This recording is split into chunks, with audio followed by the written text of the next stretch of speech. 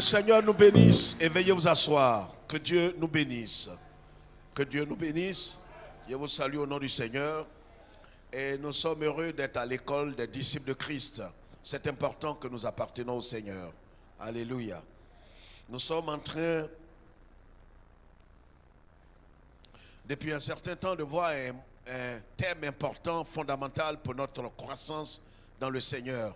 Vous savez, une chose est de naître de nouveau et une autre chose est de grandir dans le Seigneur. Pourquoi? Parce que la Bible dit que aussi longtemps que l'héritier demeure un enfant, il ne diffère en rien véritablement d'un esclave. Et c'est pourquoi nous devons nous évertuer à grandir dans le Seigneur, et cela par l'écoute et la pratique de la parole de Dieu.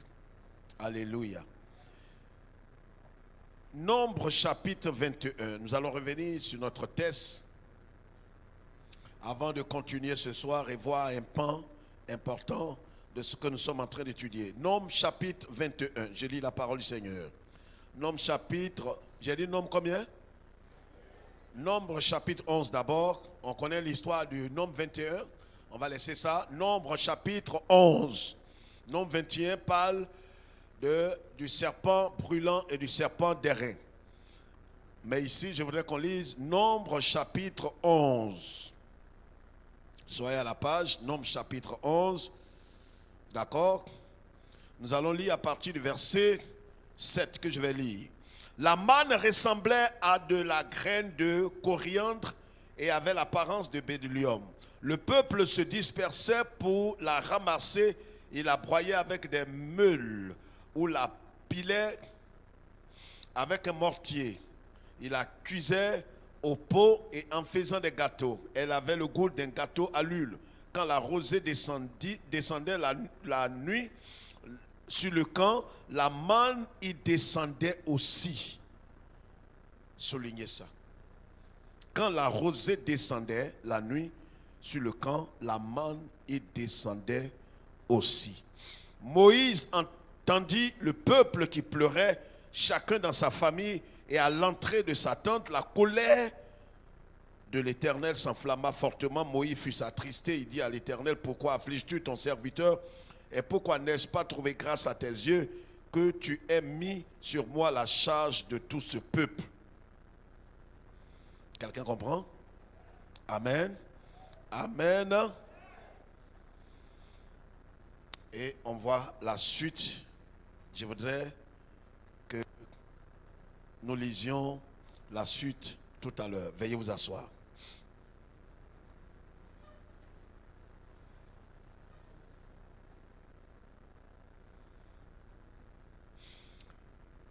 La suite logique va nous montrer comment les enfants d'Israël, après avoir ramassé la manne qui est tombée toute la nuit, comment ils vont préparer cette manne.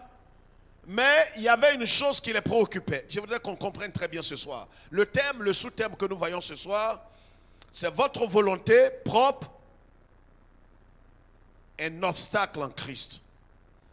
Votre volonté propre, un obstacle en Christ. Notre volonté propre, ce qui nous est propre, est un obstacle dans la marche avec le Seigneur. Je vais retourner au verset 5, 6. Nous nous souvenons des poissons que nous mangions en Égypte et qui ne nous coûtaient rien. Des concombres, des melons, des poireaux, des oignons et des us. Maintenant, notre âme est desséchée. Plus rien, nos yeux ne voient que de la manne. Voilà quelque chose que je voudrais que nous comprenions aisément, frères et sœurs. Vous savez tous, avec moi, levez la tête, que le but que Dieu poursuit avec nous est clair. Dès que nous avons accepté le Seigneur, Jésus-Christ, il y a un but que Dieu poursuit dans notre vie. Il y a quelque chose que Dieu veut atteindre dans notre vie. Parce que quand on met un enfant au monde, on a un projet, on a un programme sur sa vie. Et dès que nous sommes venus à Christ, La Bible dit, si quelqu'un est en Christ, il est une nouvelle création. Les choses anciennes sont passées et voici toutes choses sont devenues nouvelles. Mais une chose est que les choses soient devenues nouvelles et une autre chose est que ceux qui sont nés en Christ grandissent et deviennent matures dans le Seigneur. Mais regardez ce qui va se passer avec les enfants d'Israël. Pourquoi est-ce que nous parlons des enfants d'Israël? Nous prenons l'exemple des enfants d'Israël.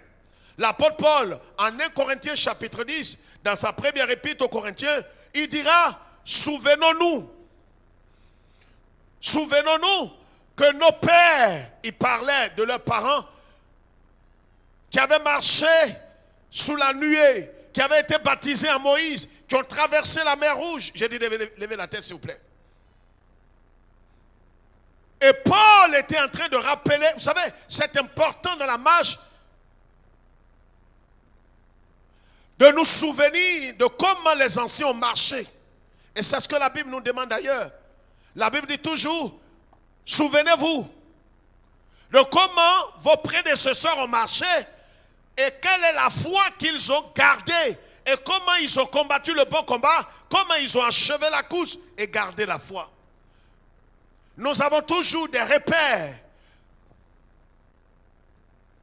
Et Paul, en son temps, dans cette première épître, voulait parler aux Corinthiens en leur disant, souvenons-nous tous de comment les Israélites, nos pères, ont marché avec Moïse et comment ils avaient vu des miracles extraordinaires, comment ils ont vécu des choses. Mais malheureusement, malgré tout ce qu'ils ont vécu, malheureusement, la Bible dit, plusieurs d'entre eux ne furent pas agréables à Dieu. Une chose est d'expérimenter des miracles. Une chose est de traverser la mer Rouge. Une chose est de quitter l'Égypte. Une chose est de se convertir. Mais le tout ne s'arrête pas là. C'est pourquoi le Seigneur Jésus dit, celui parmi vous qui veut me suivre, qu'il comprenne les préalables, qu'il renonce d'abord à lui-même, qu'il se charge de sa croix et qu'il me suive. Sinon, il n'achèvera pas la course. Il y a quelque chose qui peut nous disqualifier, frères et sœurs, dans la marche. C'est notre volonté propre qui n'a pas été crucifiée. Si un homme se dit converti, né de nouveau, et qui ne soumet pas sa volonté, son cœur, à la seigneurie de Jésus-Christ, c'est pourquoi le Seigneur le dit, mais malheureusement on comprend très mal. Quels sont ceux qui comprennent véritablement ce que le Seigneur Jésus dit quand il dit, si quelqu'un veut me suivre, qu'il renonce à lui-même. Renoncer, c'est faire quoi? C'est dire adieu à quelque chose. C'est de ne plus avoir autorité sur quelque chose t'appartenant. Alors si je dois dire adieu, si je dois renoncer à moi-même, cela veut dire quoi de façon très concrète? Ça veut dire qu'à compter d'aujourd'hui, je n'ai plus d'autorité sur moi-même. Écoutez-moi très bien. Et ceux qui nous suivent d'ailleurs. Si on n'a pas compris les b.a.-ba de la marche chrétienne, à un certain moment, on va écouter les messages, on va s'égosier, on va chanter, on va danser, mais notre cœur sera vide. Vous savez, si vous laissez tomber la croix de Christ, votre vie chrétienne sera comme une malédiction. Sera comme quelque chose de creux, sera comme quelque chose de fade. Il n'aura pas de goût dans votre marche chrétienne. C'est pourquoi la croix de Christ, comme Saint Paul le dit en Galates, que nous allons voir tout à l'heure, le scandale de la croix ne doit pas disparaître. L'opprobre que nous subissons à cause du Seigneur ne doit pas disparaître dans ta vie. C'est pourquoi si le monde commence à t'acclamer, tu es perdu, tu es égaré. Tu n'as plus ta raison d'être dans le Seigneur. Quand le monde commence à te bénir, à t'apprécier, alors tu es perdu. Vous comprenez? Alors si quelqu'un veut venir après moi, dit Jésus, il doit renoncer à l'autorité qu'il a sur lui-même. Ça veut dire à compter d'aujourd'hui, il ne se conduit plus, il ne se contrôle plus, il ne se dirige plus. Il doit laisser maintenant le Seigneur le contrôler, le diriger. Il n'a plus d'autorité sur lui-même. C'est cette autorité-là qu'il est difficile à tout chrétien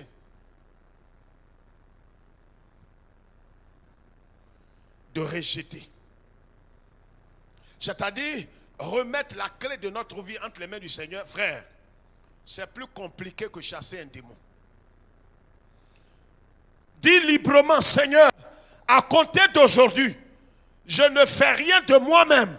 Je me soumets à toi. C'est ça, vivre une vie crucifiée. Et tant que cela n'est pas fait, vous allez vous agiter, vous promener d'église en église. Vous perdez votre temps parce que vous allez finir en enfer. Il n'y a pas d'autre voie. C'est de dire, Seigneur, voyez le jeune homme riche, frères et sœurs. C'est pourquoi je voudrais qu'on soit très clair ce soir. Le jeune homme riche qui était venu voir Jésus, il est venu, il a dit à Jésus, Maître, qu'est-ce que je dois faire pour hériter le ciel? Jésus lui dit, tu as une seule chose à faire. Va, vends tout ce que tu as, donne-les aux pauvres et viens sur moi. Il était chargé. Ce n'était pas l'argent qui était le problème. Mais le problème est que son âme était attachée, il avait d'autres dieux que Jésus. Il n'est pas prêt à se séparer de sa volonté propre, son désir propre. Or, votre volonté est liée à votre cœur. Si vous dites que vous avez accepté Jésus et que vous avez toujours autorité sur vous-même, plus que Jésus dit quoi? Si quelqu'un veut venir après moi, il faut qu'il renonce à tout. Et si quelqu'un veut me suivre, il doit m'aimer plus que son père, sa mère, sa femme, son mari, ses enfants, ses biens et sa propre vie. Si quelqu'un ne m'aime pas plus que sa propre vie, Jésus dit une chose grave, il n'est pas digne de moi. C'est-à-dire, ça ne vaut pas la peine qu'il me suive. Oh, la volonté de l'homme, c'est ce qui conduit l'homme. C'est pourquoi je vous l'ai dit ici dans le Notre Père que plusieurs ont récité pendant des décennies, mais sans connaître le fond réel. Le Seigneur Jésus-Christ dit, quand vous priez, dit Notre Père qui es aux cieux, que ton règne vienne, que ta volonté, pas notre volonté, pas la volonté des hommes, mais que ta volonté soit faite sur notre vie, dans notre vie, comme elle est faite au ciel. Parce que la volonté de Dieu n'est pas discutable. Dès qu'un homme s'oppose à la volonté de Dieu, il s'oppose, il se ferme lui-même la porte du ciel. Il n'y a pas de salut si on n'est pas prêt à soumettre notre volonté. C'est dans notre volonté se trouvent nos désirs, nos penchants, nos vœux sont dans notre volonté. Et notre volonté est dans notre âme. Donc si je ne soumets pas ma volonté entièrement au Seigneur, je n'ai pas soumis mon âme au Seigneur. Or l'âme qui pêche, c'est elle qui meurt. Est-ce que quelqu'un me comprend ce soir? C'est pourquoi nous sommes tous dans l'obligation morale de soumettre notre volonté. Le problème que tous ceux dans la Bible ont eu et qui se sont éloignés de la volonté de Dieu, qui sont sortis de la voie du Seigneur, c'est des hommes et des femmes qui à un certain moment n'ont pas accepté de soumettre leur volonté entièrement au Seigneur. Ils ont voulu faire comme Étichus, un pied avec Jésus, un pied avec le monde. Mais avec Dieu, on ne triche pas. Est-ce que nous sommes prêts à renoncer à l'autorité qu'on a sur nous-mêmes? Et la Bible, le Seigneur Jésus compare ça à un mariage véritable, un homme et une femme. La Bible dit dans 1 Corinthiens 7 et dans Romains 7 que quand vous êtes mariés légalement, bibliquement parlant, un homme et une femme, le corps de la femme ne lui appartient plus. C'est ce que la Bible dit. Et le corps de l'homme ne lui appartient plus. La femme, regarde-moi ici, n'a plus d'autorité sur son corps. C'est pourquoi, si tu es marié, que ton mari n'est pas un pervers, un déchu, un mongol, normalement, ce n'est pas toi qui décides ce que tu dois porter. Une femme normale, qui a toutes ses facultés, ce n'est pas toi qui décides. C'est que tu es une Jézabel. Si tu as porté quelque chose que ton mari, s'il a toutes ses facultés, et qui te dit enlève ça, tu ne discutes pas. Parce qu'en vérité, depuis que vous avez fait l'alliance, ton corps est devenu sa propriété. Est-ce que des femmes comprennent ce que je dis? C'est pareil pour l'homme. Un homme peut s'habiller de façon qui déshonore la famille et sa femme peut l'interpeller dans l'amour et dans la fraternité. Dit chérie, ce que tu as porté là ne va pas avec toi. C'est vrai que l'homme est orgueilleux, il va dire ah, quoi, c'est quoi j'ai porté, c'est quoi, ça va et moi, ça non. Toi aussi ton corps ne t'appartient pas. ça appartient à ta femme. C'est pareil en Jésus-Christ. La Bible dit, comme nous sommes l'épouse du Seigneur Jésus-Christ, nous ne nous appartenons plus et on ne doit plus faire notre propre volonté. Tant qu'on fera notre propre volonté, on est en train de s'éloigner du Seigneur. Or, quand on s'éloigne du Seigneur, on s'approche de Satan. On s'approche du monde, on s'approche de la chair, on s'approche de l'enfer. Il y a deux camps, il n'y a pas de milieu. Or, quand on rejette notre propre volonté, c'est qu'on est en train de se soumettre à la volonté du Seigneur, à la vie éternelle et au ciel. Voici les deux camps. C'est pourquoi la première condition que le Seigneur pose, il dit, si quelqu'un veut venir après moi, qu'il renonce à sa volonté propre. Les enfants d'Israël, comme on va le voir ce soir, sont tous morts. J'ai dit tous. Tous ceux qui sont sortis de l'Égypte avec Moïse, et tous sont morts dans le désert à l'exception de deux individus. Un certain Josué et Caleb. Sur près de 2 millions de personnes, et tous sont morts. Frère, ce qu'on est en train de dire est trop grave. Tant que tu voudras soumettre, tant que tu voudras marcher selon ton propre cœur, ta propre volonté, si tu ne veux pas crucifier ta volonté propre te conduira dans des ennuis. Or, ta volonté, elle exprime quoi? Mais elle exprime tes désirs, tes penchants. C'est elle qui va refouler tout ce qui vient de Dieu. Vous comprenez? Et c'est très important de comprendre cela, frères et sœurs. Ici, nous avons lu une chose. Et le dimanche, je vous ai expliqué qu'en traversant la mer Rouge, Dieu voyait les enfants d'Israël comme des hommes et des femmes qui ont été baptisés en Moïse. Or, le baptême, c'est le symbole de quoi? De quoi? De l'enterrement. Parce que dès que vous avez Christ, je vous ai expliqué dimanche le mystère de la crucifixion. Regarde ici, je vais le dire encore en 1 minute. Quelqu'un m'a appelé de l'extérieur, beaucoup ont compris ça à l'extérieur. Jésus-Christ, regarde ici. Jésus-Christ, qui est esprit éternel dans le ciel, voulant venir sur la terre et mourir à notre place parce que Dieu a décidé que l'homme, si l'homme doit être racheté, il faut que sa justice soit, ses exigences soient satisfaites. Or, sur la terre, aucun homme, on a tous été infectés par Satan, aucun homme n'avait la capacité de faire quoi? De satisfaire la justice de Dieu. Parce que pour aller satisfaire la justice de Dieu, il faudrait que toi-même tu sois saint. En tant que toi-même tu es un pécheur. Donc qu'est-ce que Dieu va faire? Dieu lui-même va prendre quoi?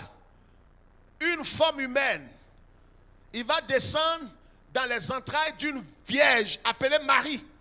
Mais le corps qu'il va porter sur terre sera conforme au corps des êtres humains, mais sans l'imperfection et sans la racine du péché. C'est un corps sans tache. Nous sommes nés de façon congénitale, spirituellement parlant, étant malades, étant nés pécheurs. Mais Jésus est né sans tache, parce qu'il n'y a pas eu de contact humain entre sa maman et un être humain.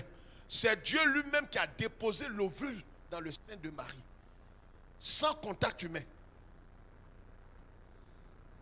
Donc quelqu'un ne peut pas dire son sang est rentré dans Jésus. Non. Jésus est entièrement Dieu et il est parfaitement homme. S'il n'est pas homme parfaitement, il ne peut pas connaître les douleurs qu'on est en train. C'est pourquoi la Bible dit dans Hébreu que notre souverain sacrificateur, il est parfaitement homme comme nous. C'est pourquoi quand tu souffres, Jésus sait de quoi tu parles. Parce qu'il a été humain comme nous. Il a eu faim, il a dormi, il a souffert, il a pleuré. Donc il s'est identifié à nous, mais sans le péché. Donc regardez, quand Jésus est venu sur terre, dans l'incarnation, Dieu a mis la race humaine. Je vous explique ces choses pour que vous compreniez le mystère de la croix. Dieu a mis dans le corps de Christ la race humaine. De la même manière que les sorciers prennent un mouton et voient l'âme d'un homme dans ce mouton. En tuant le mouton, le monsieur meurt vraiment. Ils font le mal. Regardez ce que Dieu fait. Dieu, voyez, la création tout entière repose sur 2 personnes. Adam et puis Jésus-Christ. Adam sur le côté physique, et puis Jésus pour le monde invisible, la nouvelle création. L'humanité tout entière. Un jour, je vais vous expliquer qu'on ne meurt pas parce qu'on a péché comme Adam. On n'a pas péché comme Adam, mais parce qu'on a péché en Adam. Quelqu'un comprend ça? C'est fort. On n'a pas péché comme lui. On a péché dans son corps. On était dans ses reins.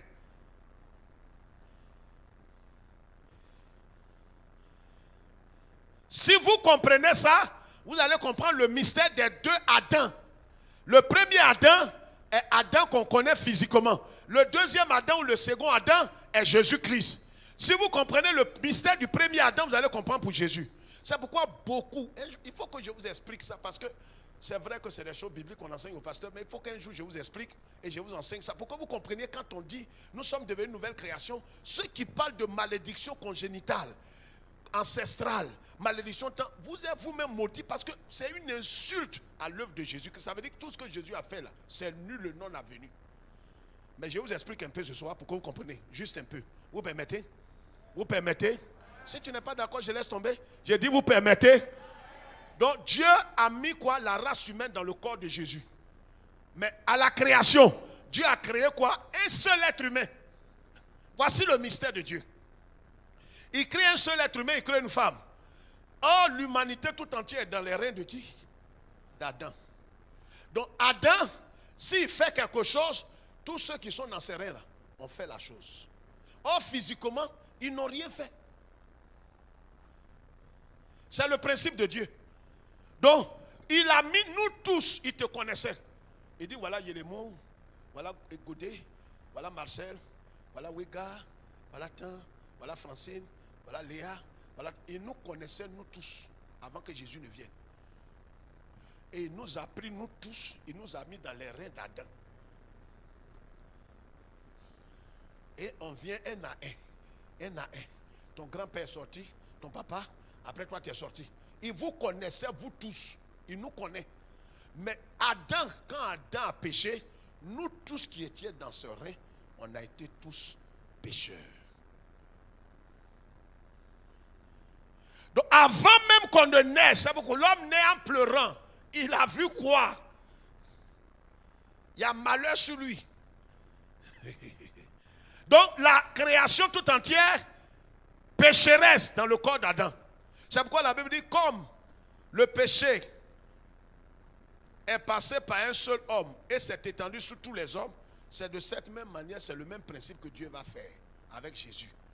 Donc la création physique est sortie d'Adam, la création spirituelle va sortir de Jésus. Donc qu'est-ce que Dieu va faire? Dieu va prendre la création tout entière, va enfouir ça en Jésus. Et quand Jésus va poser un acte bien, ça veut dire tous ceux qui sont en lui ont posé l'acte. Oh, je croyais que quelqu'un allait comprendre ça prophétiquement.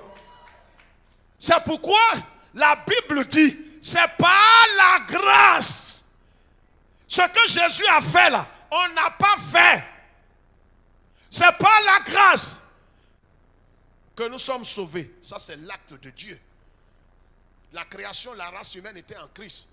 Et Jésus est parti à la croix, il a payé le prix. C'est pourquoi Saint Paul va dire, j'ai été crucifié avec Christ. Où il était quand Jésus était crucifié? Donc quand Jésus était crucifié, on était dans son corps. Il a été crucifié. Et nous aussi on a été crucifiés. Quand on l'a enterré, on était tous enterrés. Quand il est ressuscité, on est tous ressuscités à lui. Donc Dieu a accompli le salut lui-même. Maintenant ce qu'il nous demande, il dit maintenant, tout est prêt, venez manger. Maintenant on vient avec la monnaie du ciel, la foi. Or, sans la foi, la foi, c'est quoi? C'est de reconnaître que ce qui est là, je dois manger, mais je ne mérite pas. Je reconnais que je suis un pécheur. Dieu, je viens vers toi. Je te demande pardon pour manger ça. C'est ça la foi. C'est la réponse de l'homme à Dieu. Je viens maintenant prendre le don de Dieu par la foi. Donc le salut a deux ailes. Il y a la grâce que Dieu seul a accomplie et il y a la foi qui est la réponse de l'homme à Dieu. Donc l'humanité, tous ceux qui sont là, Jésus est mort pour eux. Quelqu'un comprend ça? Les musulmans, Jésus est mort pour eux. Bouddhistes, Jésus est mort pour tout le monde. Le problème est que c'est pourquoi Jésus dit d'aller les chercher. Car il a fait le repas pour tout le monde. Il n'y a pas quelqu'un pour qui Jésus n'est pas mort. Maintenant, une chose est de savoir que Jésus est mort pour eux. Une autre chose est de venir reconnaître individuellement. Quelqu'un comprend? C'est ça la foi. C'est la réponse de l'homme à quoi? À Dieu. Je viens reconnaître que je suis pécheur et Dieu m'aime maintenant. Ce que Jésus a fait là, il met ça sur ton compte. Et maintenant tu es juste. En tant que tu as tué au moins 50 personnes. Et il y avait des malédictions qui étaient sur toi. Mais comme Dieu, il met la justice de Christ sur ton compte, tout ce que tu as fait là, c'est comme tu n'as jamais tué l'homme. Donc les conséquences, parce que regarde, il y a le premier Adam et il y a le second Adam. Tu ne peux pas être dans les deux. Pour être dans le second Adam, il faut quitter le premier Adam. Or, c'est dans le premier Adam se trouve le cordon ombilical, malédiction ancestrale et tout. Mais tu quittes le premier Adam pour venir dans le second Adam, c'est terminé. Ici, là, le mystère que je vais aggraver, c'est que Jésus, lui, il est sacrificateur selon l'ordre de Melchisédek. Or, ce Melchisédek, il n'a ni père ni mère. Donc, quand on est en Jésus ici, il n'y a plus papa, il n'y a plus maman. Cordon là quitte où?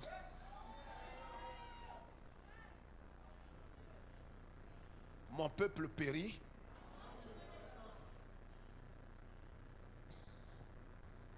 Quand vous voyez, je parle, je transpire là, ça fait mal.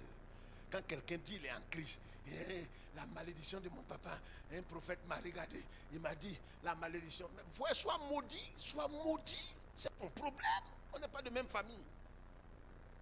C'est énervant quand un homme normal, tu as toutes tes facultés, tu n'es pas fou.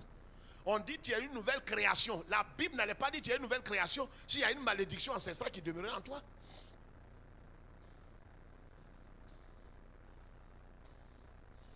Les enfants d'Israël, après avoir accepté, après avoir vécu le miracle, voyez, c'est pourquoi je parle de votre volonté propre, un obstacle en Christ. Tant qu'on n'a pas déposé les enfants d'Israël, d'où va venir leur malheur? Quand ils ont traversé la mer Rouge, Dieu va faire des merveilles dans leur vie. Ils ont vu des miracles d'abord. Je prends le cas d'Israël ce soir parce que le temps ne nous permet pas. Qu'est-ce qui va se passer? Ils ont traversé la mer Rouge, ils ont vu la colonne de nuée, ils ont vu la colonne de feu, ils ont vu toutes sortes de choses. Dieu est en train de faire des choses. C'est pareil pour nous. Nous sommes sortis du monde. Le monde ici est l'image de l'Égypte. Nous sommes sortis du monde. Nous avons été baptisés. Nous avons été identifiés en Christ. Maintenant, le Seigneur, ce qu'il attend de nous, il veut que nous soumettons tout. Nous déposons notre volonté en ses mains. Dis Seigneur, jusqu'ici, tu m'as conduit. Et je voudrais que tu me conduis jusqu'au soir de ma vie. Il n'y a rien de tel. C'est pareil même dans un mariage. Une femme, vous avez été épousée. Ou bien même vous avez épousé un homme vous avez épousé, vice-versa. Hein? Vous savez que c'est l'homme qui épouse la femme. Mais vous avez marié, vous vivez avec un homme, légalement parlant. Et puis le monsieur, il continue de vivre sa vie comme s'il était célibataire. C'est-à-dire, il prépare, il vous ignore. Ça va vous faire mal ou bien ça ne va pas vous faire mal? Répondez-moi. Mais c'est l'attitude là qu'on a avec Jésus. On est venu avec lui, mais on veut vivre notre vie indépendamment de lui. On dit Seigneur, c'est vrai tu es là, mais je vais déposer Christ. Quand les gens font des histoires, si c'est ça là, je vais déposer Christ un peu. On ne dépose pas Christ. Tu lui as soumis ta volonté. Tu as renoncé à quoi? À ta volonté, ton honneur, ta dignité, ton témoignage, tes réputations. C'est ce que Dieu m'a repris la semaine passée, quand je dormais en plein midi. On oublie que quand tu es venu à Jésus, le Seigneur dit, tu dois renoncer à ta volonté, tu dois renoncer à la chair, tu dois renoncer à ta vie. Tu dois déposer tout entre ses mains. Donc là où tu es là, s'il ne fait rien, tu es mort. C'est ça que Dieu cherche. Voyez? Quand vous allez par exemple en pèlerinage en Israël, le chef, de délégation, dit donnez-moi vos passeports. Vous donnez vos passeports. Carnet de vaccination, donnez tout. Tout, tes pièces, donne tout. Là où tu es là. Tu fais quoi? Tu suis le guide maintenant. Tu le suis comme ça. Parce que ça là, si tu l'as perdu de vue, tu es perdu. Il y a des endroits où vous allez. Ceux qui ont été en Israël, il y a des endroits où tu veux faire des emplettes, tu veux acheter des choses. 5 euros, 5 euros, 5 euros, 5 euros, tu veux prendre. Ça là comme souvenir. Le guide est en train de partir. Laisse tes désirs. Laisse ce qui te plaît. Ça te plaît, ça peut t'aider. Il faut le laisser. Le problème est que le guide avance. Laisse ta volonté de côté. Laisse tes plaisirs de côté. Si tu veux te focaliser sur tes plaisirs, faire des emplettes, tu vas le perdre de vue. Et si tu le perds de vue, tu oublies que ton passeport est dans sa main. Tu vas faire comment? Oh, en Israël, tu es perdu, tu es perdu. Quand on vient à Jésus, c'est des exemples simples que je vous... Il faut remettre ton passeport. Passeport. Remets ça à Jésus. Je vous ai raconté l'histoire du monsieur qui louait maison là, non? Qui a mis Jésus dans sa maison. Vous vous souvenez, non? Qui avait une grande maison et qui a invité Jésus. Il dit, il invite Jésus. Il a 12 chambres. Jésus est venu chez lui. Il dit, Seigneur, voilà, prends une chambre là. Il y a 12 WC dedans, carrelé, il y a mabré, tout et tout. Il y a un congélateur, il y a un frigidaire, il y a un repas. Il y a tout là-bas. Jésus est rentré dans la chambre. Jésus est l'homme le plus poli. Faites de lui ce que vous voulez. Il va faire de vous ce qu'il voudra au dernier jour. La façon dont vous le recevez, c'est comme ça vous serez. Le monsieur a reçu Jésus, il a logé. Il a les clés de toutes les 12 chambres. Même la clé de là où Jésus dort, il a ça. La clé du salon, il a ça. Oh, chaque nuit, Satan vient frapper la porte. Le premier jour, il a logé Jésus. Satan est venu, il a frappé la porte. Jésus était dedans. Il n'est pas sorti. Satan est rentré. Il a frappé le propriétaire, boxé, contrôlé son visage. Il est parti. Chaque minuit, il vient. Il a fait ça jusqu'à 30e jour. Le monsieur a dit à Jésus, viens voir. Je crois que la Bible dit dans les derniers temps, il y aura des faux Christ. Au nom de Dieu, hein, il a discerné en toi que tu n'es pas le vrai Christ.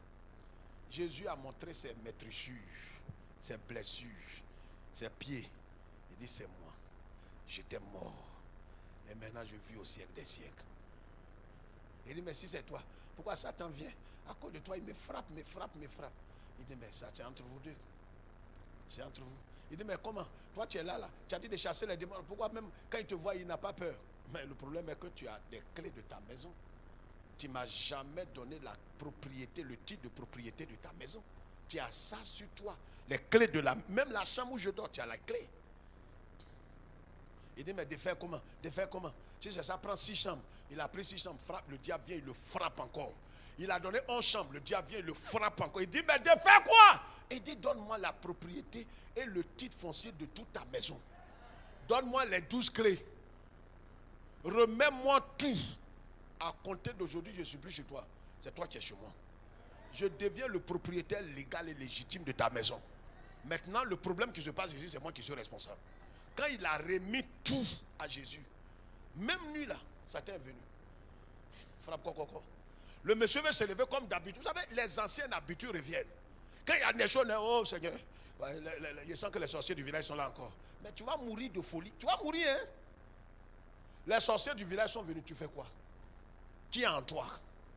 Oh, parle bien, qui est en toi? Et si tu vis, ce qui vit en toi, toi-même là, tu es quoi? Tu es mort? C'est Christ qui loue la maison là maintenant. C'est pourquoi la Bible dit en Corinthiens 6 que votre corps est le temple. Moi, je suis l'habitation de Dieu. Donc, quand quelqu'un dit il va tuer celui qui est ici, mais c'est le temple, c'est l'habitation là qui te trompe. Le locataire a changé.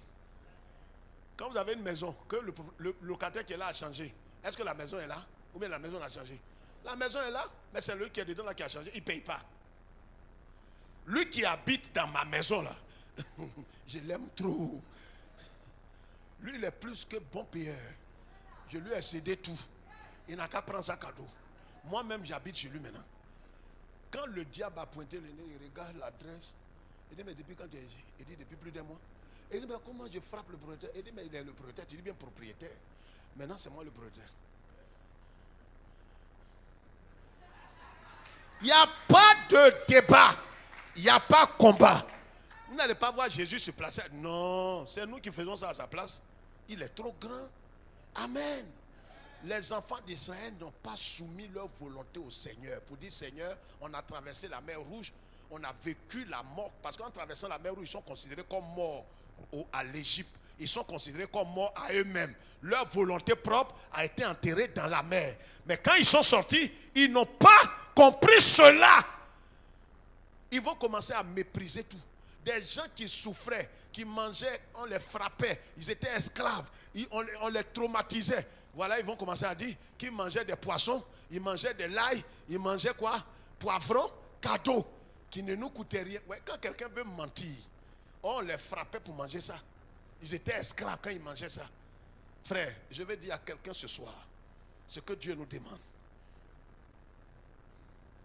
c'est de soumettre notre volonté. Le problème qu'on a, ce n'est pas que le diable est fort. Ce n'est pas qu'il est stratégique. Ce n'est pas qu'il est puissant. Ce n'est pas qu'il y a un sorcier dans ta famille. Il est tellement fort. Dieu peut exterminer tous les sorciers de ta maison en une seconde. Le problème est que toi, soumets-lui ta volonté. Dis, Seigneur, ce qui m'est propre là, je dépose dans tes mains. En déposant là, quelque part ça te paralyse. Ça te diminue. Quelqu'un vient te regarder dans tes yeux. Dis-toi, vilaine femme. Tu dis, hey, tu suis là. Il t'a fait quoi? Tu as dit, intérieurement, ton sang tourne comme ça. Il y a une voix qui te dit, réponds. Dis-lui que tu n'es pas vilaine. Non. Tu as renoncé à quoi? À ton témoignage. À quoi? À ton honneur. Tu ne réponds plus. C'est ce qui montre que tu as soumis ta volonté au Seigneur. C'est pas facile, c'est plus que chasser des démons. Chasser des démons n'est rien par rapport à soumettre sa volonté. Quand tu as soumis ta volonté, ça veut dire le ciel te voit comme mort. Or, celui qui est mort est libre du péché. C'est pourquoi au cimetière, quand ça tire en ville ici, les gens ne courent pas là-bas, c'est paisible. Ils sont morts. On peut enterrer quelqu'un qui est un pervers, il aime femme, comme amusement. Miss Côte d'Ivoire meurt, on l'enterre là. Lui aussi meurt, on l'enterre à côté. Mais les deux sont là. Vous n'avez pas venu et puis un matin vous allez voir, ton tombeau est ouvert. On dit, ah mais Diantraman là, il est parti où? On dit, il est couché dans le tombeau de... Non, ils sont couchés là. Il ne peut rien faire. Il est mort. Regarde, les palabres qu'on a, les divisions qu'on a, c'est parce que quand dans un foyer, quelqu'un vient vous dire, mon mari, il est invivable. Mon mari est invivable. Non, tu n'es pas intelligente. Tu n'es pas morte. Si tu es morte à toi, mais ton mari là devient vivable. C'est lui qui ennuie. Parce que tout ce qu'il fait là, toi tu ne réponds plus. Il te traite de bête, d'inintelligente. C'est quand tu es faible, c'est là que tu deviens fort. C'est ça la vie chrétienne. Ce n'est pas du tic-au-tac. Ce n'est pas non, pour moi, reste pas à l'étranger. Non, quand on est en Christ, pour toi, doit rester à l'étranger. Et qu'est-ce qui va se passer? Ils ont mangé, la Bible dit, la manne était, ils ont ramassé. La manne qui était le pain descendu du ciel. Ils ont dit à Dieu, la manne, c'est un faux pain. C'est une vilaine nourriture. On a Dieu. Il nous dit comme ça, on craint dessus, on n'aime pas. Oh, la manne là, c'était le Christ qui est descendu du ciel. Regarde, quand tu dois te perdre, tu vas voir que la parole de Dieu n'est plus suffisante. Quand on vient à l'église, le pasteur, la parole, la croix. Moi, actuellement, ça dit, je suis dégoûté de la croix. Quand il vient à l'église, il m'assoit au fond, je regarde les choses avec un œil même. Mais c'est parce que tu es en train de mourir. Tu vas mourir. Jusqu'à quand le pasteur, avant de venir, c'est comme ça le pasteur parlait de la croix. Il faut partir en même temps. Parce qu'on va prêcher la croix jusqu'au soir de ma vie. Il n'y a pas autre méchance. C'est la croix là qui va faire de toi un chrétien digne, rempli de l'esprit, qui va connaître la valeur de l'œuvre achevée de Christ. Tu vas voir, vous savez, si Dieu permet, je vais vous montrer les 3 choses que Satan a infligées à Jésus. Les 3 choses. Ces 3 choses là, il va vous infliger, il va m'infliger ça. C'est pourquoi la Bible dit en Galates chapitre 5. Galates chapitre 5, il faudrait que la croix, le scandale de la croix ne soit pas vain. Le scandale de la croix, Vous savez, pendant que Dieu était en train d'accomplir quelque chose par la croix au travers de Jésus, Satan avait un projet. Parce que Satan cherchait à tuer Jésus depuis le ciel. Il voulait prendre sa place. Et quand Jésus est né sur la terre et que Satan a pris, que Jésus est venu sur la terre, quand Jésus était bébé, il voulait l'exterminer. Dieu l'a caché. Quand Jésus a grandi, il a demandé aux gens de le lapider pour le tuer. Ça a dit le projet de Satan, c'était d'exterminer. Il s'est dit, mais quelqu'un que j'ai raté au ciel, il est venu ici, mais je ne vais pas le louper. Mais je vais vous expliquer le mardi prochain. 3 choses qu'il a infligées à Jésus. Ces 3 choses-là, il va nous infliger individuellement ces 3 choses. S'il ne t'inflige pas ces 3 choses, c'est que toi, tu n'es plus des nôtres. C'est pourquoi l'apôtre Jean va dire en 1 Jean chapitre 2 ou 1 Jean chapitre 3 qu'ils ont été parmi nous, mais ils n'étaient pas des nôtres. Ils n'ont pas l'esprit qu'on a, ils n'ont pas l'espérance vivante, ils n'ont pas Christ, mais ils ont marché comme nous, ils ont parlé comme nous, ils ont porté foulard, elles ont porté foulard, elles ont fait les offrandes, mais elles n'avaient pas la vie éternelle. Ces 3 choses qui constituent le scandale de la croix va s'imposer à chacun. Et je vous expliquerai ces 3 choses. La première, c'est la honte. Et je vais vous expliquer comment Jésus a connu la plus grosse honte. C'est pourquoi dans tous les aspects de ta vie, Satan va vouloir, pendant que tu soutiens la volonté, tu veux demeurer dans la volonté de Dieu, Satan va vouloir te déshonorer. Pour que tu dis non. Il n'y a pas un homme qui supporte la honte. Tu dis, il peut tout supporter, sauf la honte. Je n'aime pas la honte. On dit ça, non? Mais c'est ça qu'il va faire. Il y en a 3. Que le Seigneur soit avec nous. Que Dieu nous bénisse. Inclinons-nous dans la prière. Il est 19h moins 2. Inclinons-nous dans la prière. Les enfants d'Israël, ils ont mangé la manne. Et les cailles qu'ils ont forcé la main de Dieu à avoir, la Bible dit que c'était encore entre leurs dents quand Dieu les a frappés de mort. Si nous ne soumettons pas notre volonté au Seigneur, notre volonté deviendra un obstacle. Non seulement à notre maturité, mais à notre croissance dans le Seigneur. Je voudrais que ce soir nous soumettons notre volonté. Soumets ta volonté. N'aie plus d'autorité sur toi-même. On va se lever et prier. Levons les 2 mains et prions ensemble. Les 2 mains pour dire, Seigneur, je me remets entièrement en tes mains. Voilà. Levons les 2 mains. Levons les 2 mains, s'il te plaît. Lève les 2 mains. Et dis, Seigneur, je remets tout entre tes mains. Remets tout entre tes mains. Remets tout entre ses mains. Remets tout. Tu es devenu une nouvelle création. Tu es devenu une nouvelle création. Ce n'est plus moi qui vis. Alléluia.